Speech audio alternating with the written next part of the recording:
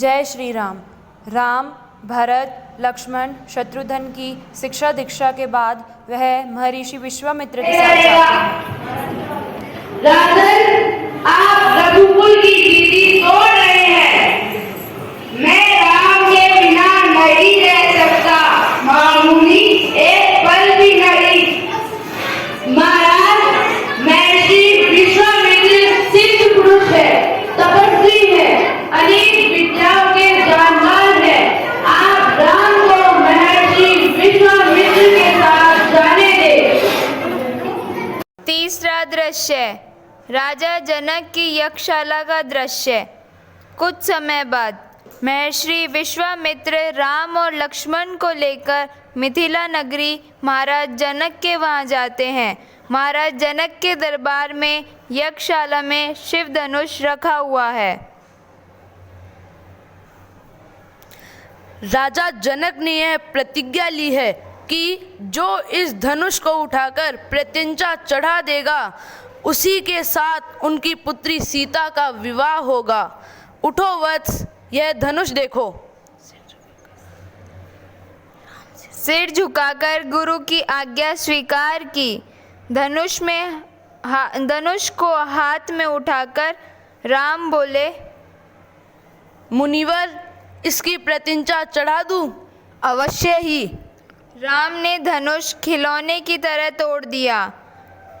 अयोध्या नगरी में राजा जनक का निमंत्रण राजा दशरथ के पास जाता है। राजा जनक का दूत दरबार में प्रवेश करता है। दूत निमंत्रण पढ़ता है। फिर उसके बाद राम और सीता की विवाह की तैयारियां होती हैं। राम, सीता, लक्ष्मण का अयोध्या में स्वागत।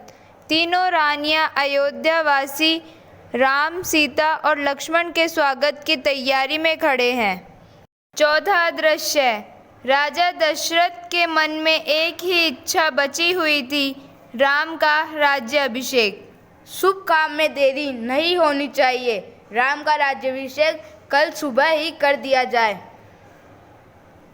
मंत्रा रानी वास की ओर भागी। अरे मेरी मूर्ख रानी, उठ, तेरे ऊपर भयानक विपदा आने वाली है।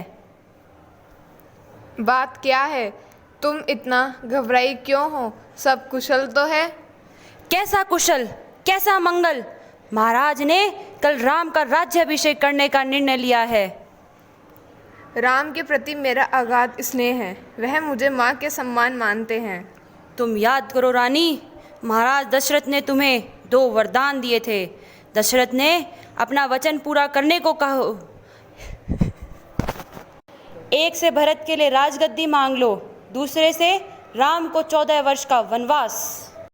पांचवा दृश्य, दिन भर की गहमा गहमी के बाद महाराज दशरथ को रानियों की याद आई। वह सबसे पहले शुभ समाचार देने कैकेयी के कक्ष में गए। दशरथ प्रतिहार से कैकेयी के लिए पूछते हैं, रानी कहाँ है? महाराज, रानी कोप भवन में है। कोप भवन में?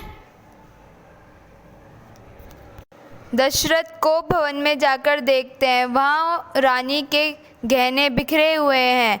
वो गहने बिखरे हुए देखकर राजा बोलते हैं, तुमने अपना ये क्या हाल बनाकर रखा है कैकेयी? तुम ठीक तो हो? तुम्हें किस बात का दुख है? बोलो कैकेयी, बोलो बोलो, कुछ तो बोलो।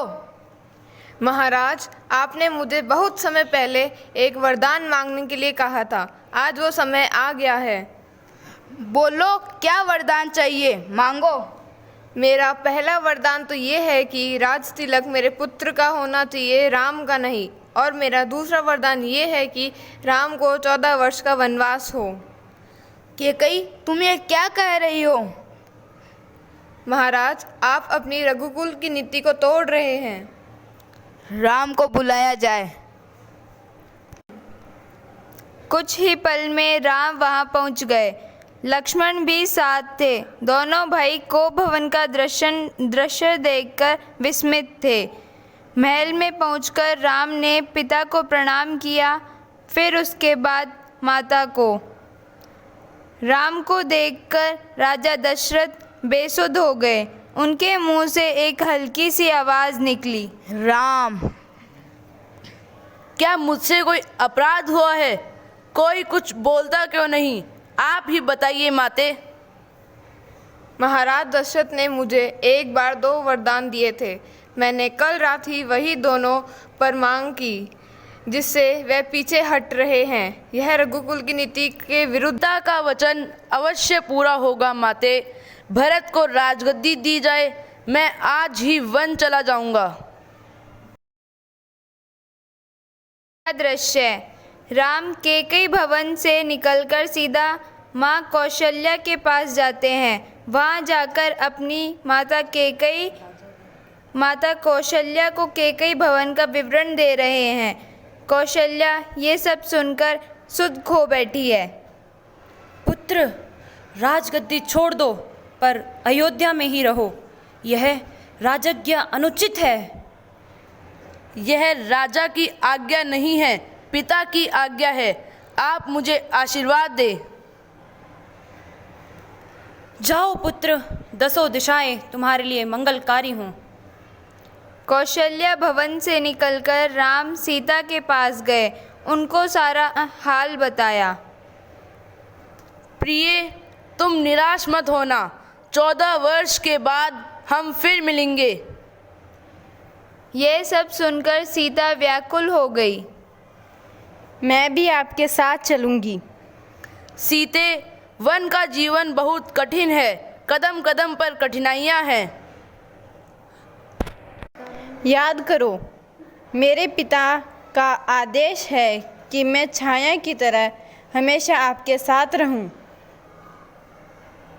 राम को सीता की बात माननी पड़ी। तभी लक्ष्मण भी वहां आ गए। वह भी साथ जाने के लिए तैयार हैं। राम ने दोनों को स्वीकृति दे दी। तीनों वन के लिए तैयार हो गए।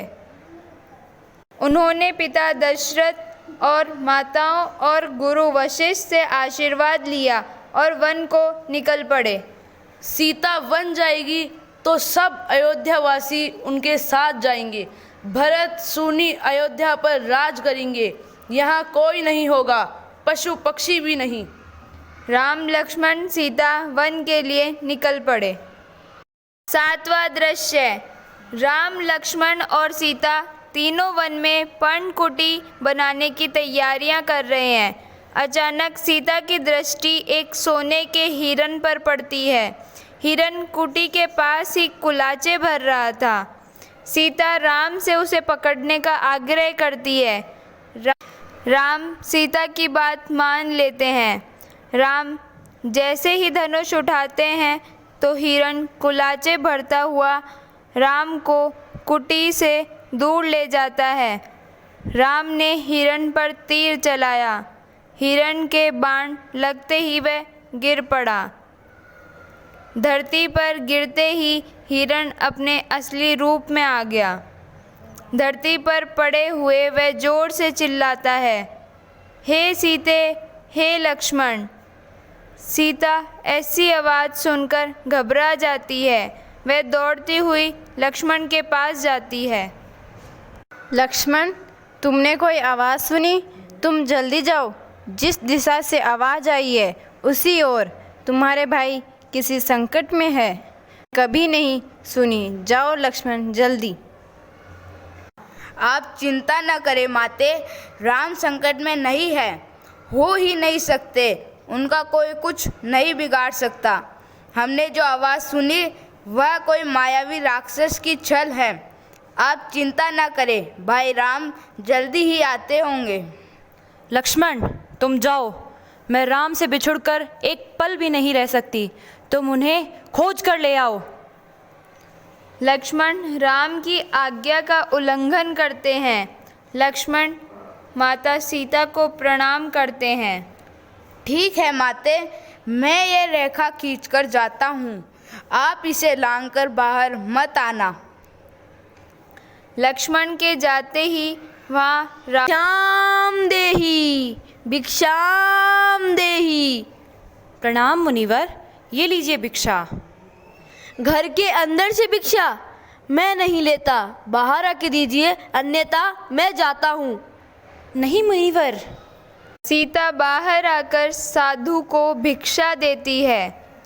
तब साधु अपना वेश बदलकर रावण के वेश में आकर सीता का हरण कर लेता है। प्रभु राम, भैया लक्ष्मण, प्रभु राम, भैया लक्ष्मण। हा हा हा हा हा हा हा हा हा।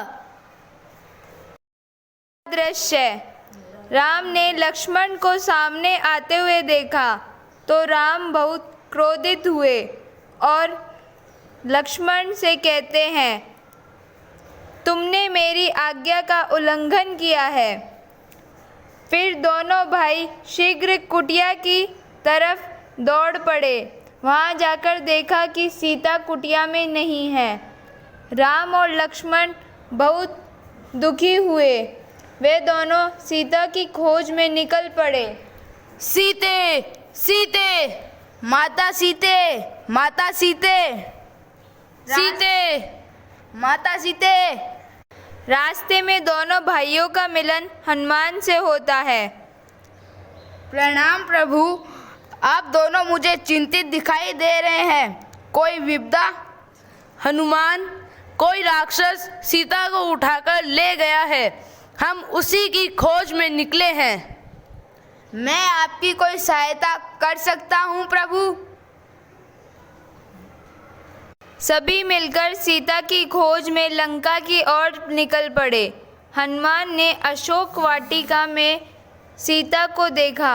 वह बहुत प्रसन्न हुए। हनुमान रावण के पास जाते हैं।